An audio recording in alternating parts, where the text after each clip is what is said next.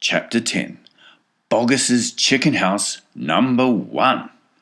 This time we must go in a very special direction, said Mr. Fox, pointing sideways and downward. So he and his 4 children started to dig once again.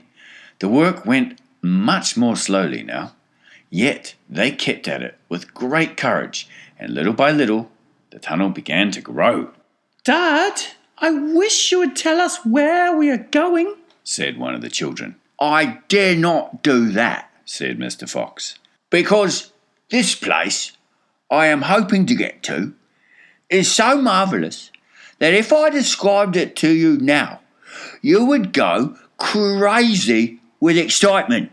And then, if we failed to get there, which is very possible, you would die of disappointment. I don't want to raise your hopes too much, my darlings." For a long time they kept on digging.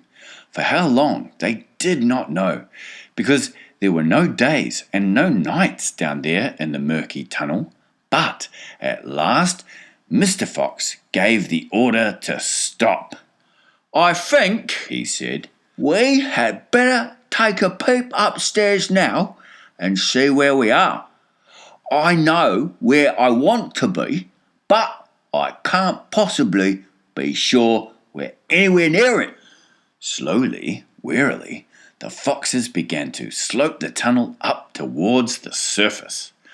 Up and up it went, until suddenly they came to something hard above their heads, and they couldn't go up any further.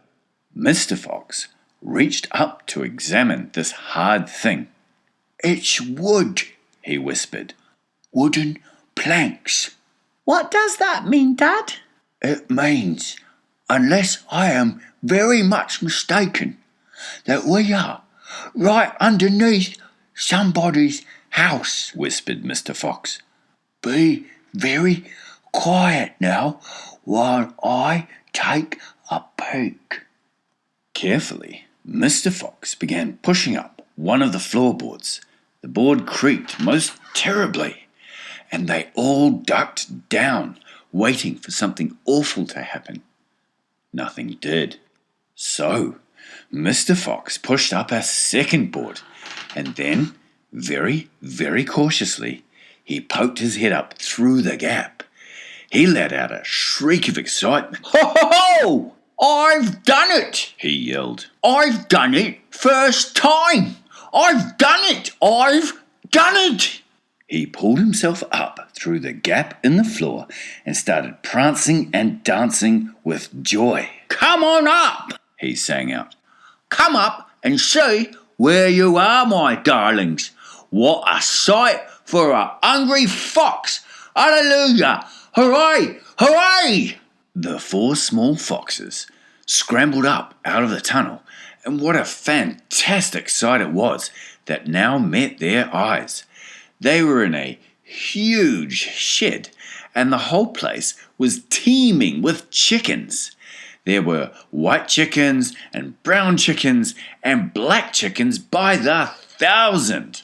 "Boggis's Chicken House Number 1, cried Mr. Fox. "It's exactly what I was aiming at. I hit it slap in the middle, first time. Isn't that fantastic? And, if I may say so, rather clever."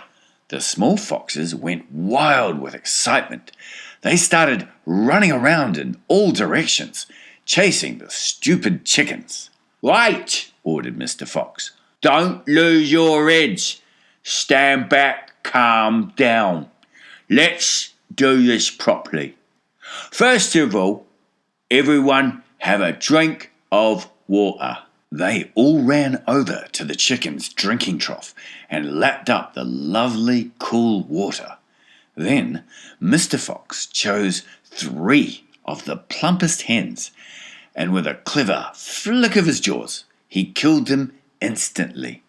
"Back to the tunnel," he ordered. "Come on, no fooling around. The quicker you move, the quicker you shall have something to eat. One after another, they climbed down through the hole in the floor, and soon they were all standing once again in the dark tunnel. Mr. Fox reached up and pulled the floorboards back into place. He did this with great care. He did it so that no one could tell they had ever been moved. My son, he said, giving the 3 plump hens to the biggest of his 4 small children. run back with these to your mother. Tell her to prepare a feast. Tell her the rest of us will be along in a jiffy, as soon as we have made a few other little arrangements.